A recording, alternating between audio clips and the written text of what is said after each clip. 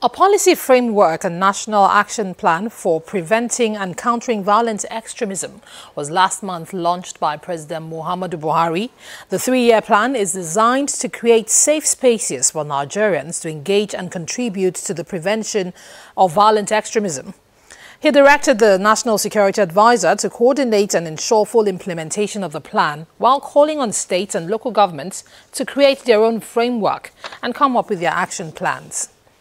Well, to give us some perspective into violent extremism and also the action plan and the policy framework launched by President Buhari on violent extremism is a retired Army officer, Colonel Francis Okonsu. He joins us on the program. Thank you for joining us on the program. Thanks, ma'am. Well, obviously, it's straight to the point. The president has launched this action plan and policy framework. But one thing that keeps coming up is strengthening institutions, because definitely that's the where the framework is going to work through, or that's the avenue that is going to things will get done.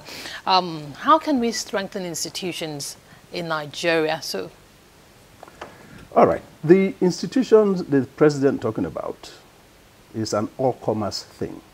That is starting from the family unit, which is the first institution, the schools, the churches, the mosques, traditional rulers, opinion leaders, leaders of thought, traditional rulers, everybody. Now, the important thing to do is to get these institutions to buy into the new credo that government is putting out there.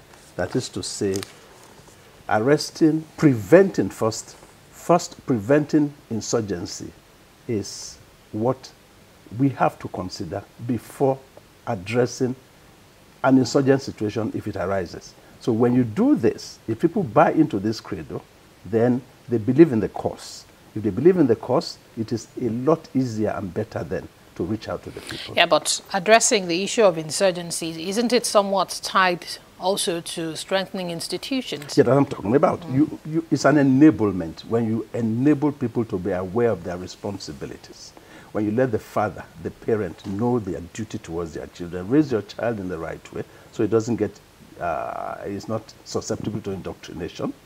It's a one-man thing. You take that one man, by the time you take care of the first child, it rubs off. It has a multiplier effect. If the man in the church or in the mosque does not preach hatred, you, the press, if you do not fan the embers of disunity, if all you can do, if all you would do, all you can emphasize is to preach togetherness, it resonates. Okay, one other issue that keeps cropping up for some time now is human rights abuses and abuse of the rule of law, arbitrariness by officers who are actually supposed to protect lives and property. How is this new policy going to stem this tide? I have always argued that in any armed conflict, there will be collateral damages. When you have troops sent out to carry out operations, nobody issues direct orders to say, infringe on people's rights. There will be such malfeasance by people who are not buying into it, into the credo. So when that happens, it is promptly dealt with by the institution. I am aware that the army deals with any such reported cases. Yes.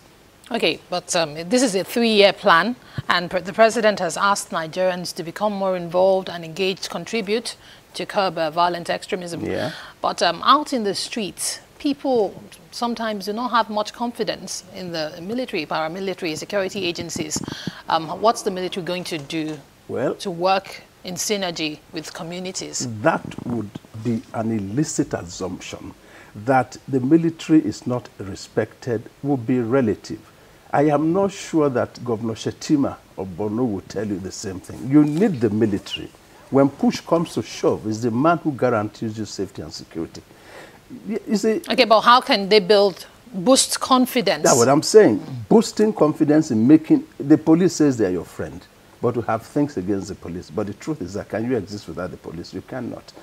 The military is a victim of inherited prejudices. Okay, so what's the way forward? The way is to burnish their image. The way is for you to understand that the military does not have an institutionalized doctrine to be rude to civilians. All right, thank you very much, Colonel Francis Okosun, retired military officer, retired army officer, for joining us on News Across Nigeria and sharing your thoughts. Thank you, Mana. Well, moving on now. Representatives of several civil society organizations are condemning a proposed legislation known as the NGO Bill. While the public hearing organized by the House of Reps had several CSOs describe the bill as repressive and a gag on freedom of speech and expression, they are unanimously calling for the scrapping of the proposed bill, saying that the legislation, if passed, will duplicate already existing laws. Well, that's News Across Nigeria for today. Thank you for the company. I'm Imana.